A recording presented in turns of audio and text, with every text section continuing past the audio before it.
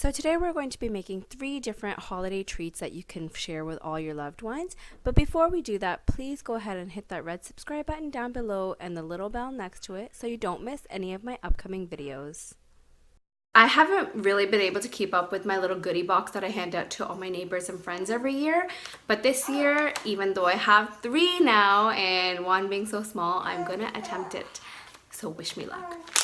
So today we're going to be making a recipe I saw on Laura in the kitchen, and I'll link her channel down below if you're interested in checking out some of her videos. She's got some great ideas. She made these she made these cookie truffles using sugar cookies and chocolate cookies. So we're gonna be trying some of those out. For the first set of cookie truffles that we're gonna make, we're gonna be using the sugar cookie mix. We're gonna be making it with these. And we're gonna start baking these and then we're gonna turn them into truffles and I will show you how she did it.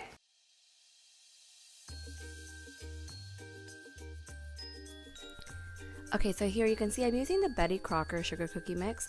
It's so easy to use. All you need is the mix, half a cup of butter or margarine, and 1 egg. So we're just gonna quickly do this process.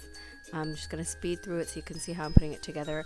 Of course, you can use already made sugar cookies to do this as well, but I just didn't have time to get to the store, so I had this at home, so I decided I'm just gonna bake my own and do it that way. But to make the process even quicker, you can of course use pre-made sugar cookies for this process. So we're just gonna bake them at 350 degrees for about 8 to 9 minutes. On the evening of December 6, 1989, a gunman entered the... Okay, so now that the cookies are ready, we're going to take them. Now, for this process, I would normally use a food processor, but my food processor is currently out of commission. I've ordered a new one, it hasn't come in yet. So I'm just using my blender here to help me crush the cookies. I'm putting half batch at a time, and you can see how they're all crumbled up. Okay, now I'm gonna add about 3/4 cup plain cream cheese, along with half a cup of powdered sugar into the blender and cream it together.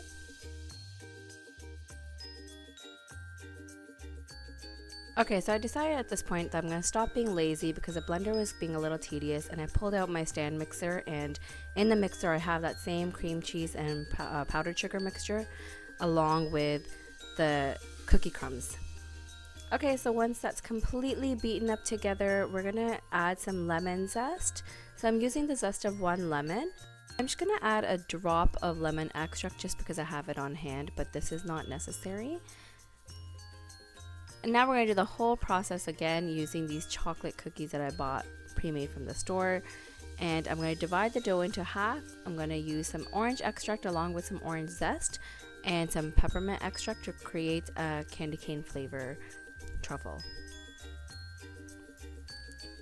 Alright, so now you see my doughs are all ready. I just wrapped them in saran wrap. I'm going to start with a bowl of icing sugar, and I'm going to use that to help me roll the balls just so they don't stick to my hands.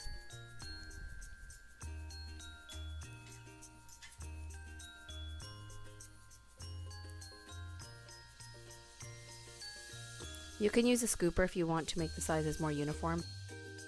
Okay, so they're all rolled up. This is most of them. I have some on the side as well. But you can see it makes quite a bit of truffles. Now I'm going to go ahead, crush some candy cane in a mortar and pestle. Okay, I'm going to take my white candy melts and I'm going to put them in a bowl and melt them in the microwave at 30-second intervals. And you do it this way to ensure that you don't overheat it, because if you do melt them too much, they will become very thick and chunky, and that's not what you want. Okay, so this was about after 2 sets. Now I'm going to add in a little bit of oil to help give it a little bit more smoothness.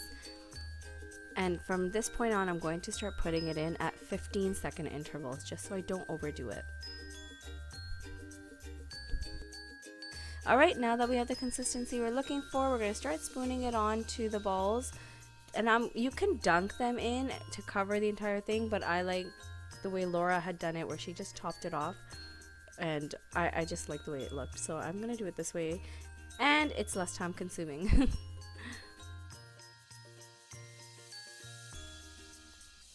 Alright, and I'm just topping off these mint truffles with the crushed candy cane.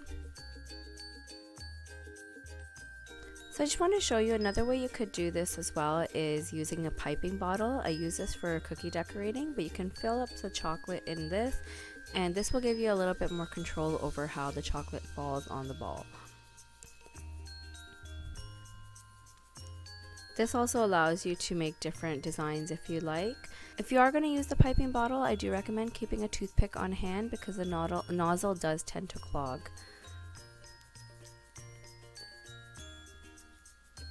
And that's it, your truffles are ready. I would recommend keeping them in the fridge because they do taste awesome when they're cold.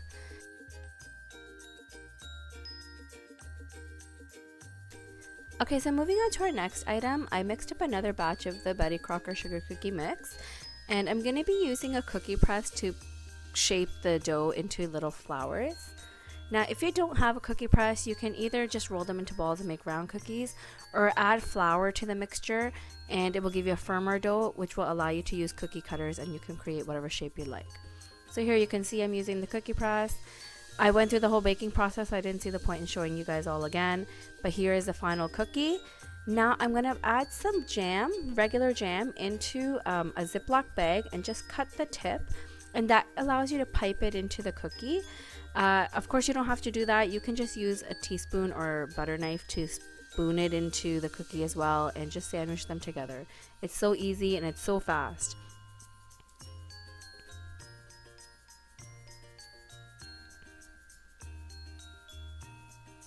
Okay, so here we have our cookies all ready to go.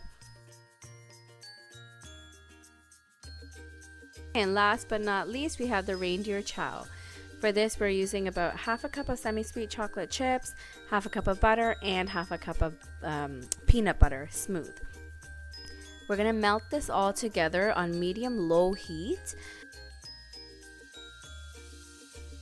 So we're going to be using this melted chocolate to cover Chex cereal. So what I'm going to do is get a large pot, and I'm going to put half the Chex in there first, and I'm going to add the melted chocolate, half of the melted chocolate, sorry, and then I'm going to add a second layer of the Chex and a second layer of the melted chocolate just to ensure everything gets covered well.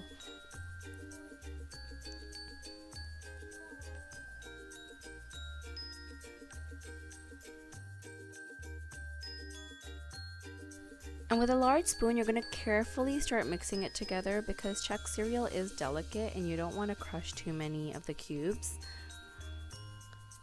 So just very gently start stirring it together until every piece of cereal is covered. Once you've done that, we're going to start adding some powdered sugar, and we're going to do the same thing, ensuring everything is covered. Now, the reason you have to coat it with the chocolate first, you can't mix the powdered sugar and the chocolate together, is because you need it to stick to each individual kernel, I guess, whatever you want to call it. And if you mix them together, it wouldn't work. Okay, so here we have it all mixed together. Now, normally, I've seen it done with Smarties, but I don't have any Smarties, not some Christmas colored ones, so I'm using Skittles. I thought I would give it a shot. Let's see how the fruit flavors mix in together with this peanut butter and chocolate. And personally, I love it. I don't know if everyone will, but I thought it was a nice twist to the whole thing. Of course, you can always add salted peanuts, whatever you'd like. And here we have the final box ready to go. So I have 4 truffles, but I put in 2 Ferreros. Of course, you can remove the Ferreros and just add in 2 more truffles if you'd like. And the little baggie there has the Reindeer Chow and, of course, the cookies. And here's the little box, and I'm ready to hand it out to all my neighbors and all my friends, and I hope they all enjoy it. Alright everyone, hope you enjoyed this video. If you did, please give it a big thumbs up, leave a comment down below, don't forget to subscribe and share, and I will see you in my next video. Thanks for watching.